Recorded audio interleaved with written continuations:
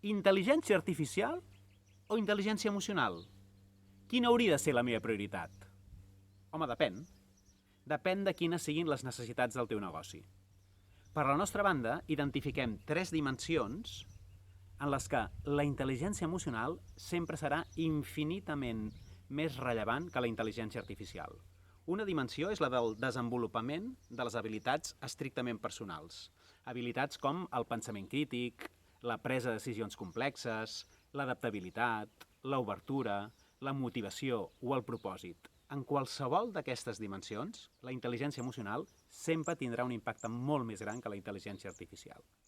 Després hi ha un altre aspecte, que és el de la col·laboració i el lideratge.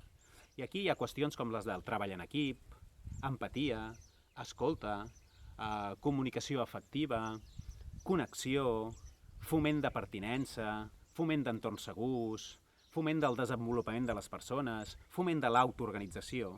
En qualsevol d'aquests aspectes, la intel·ligència emocional sempre tindrà un impacte molt més gran que la intel·ligència artificial. I finalment hi ha la tercera pota, la tercera dimensió, que és la del comportament ètic segons uns valors personals. I aquí la intel·ligència artificial difícilment podrà fer una gran aportació. Per tant, per la nostra banda, durant les properes setmanes anirem fent vídeos que explicaran de quina manera la intel·ligència emocional impacta en cada un d'aquests factors rellevants a l'hora de tirar endavant els nostres negocis, els nostres projectes, les nostres idees, les nostres organitzacions.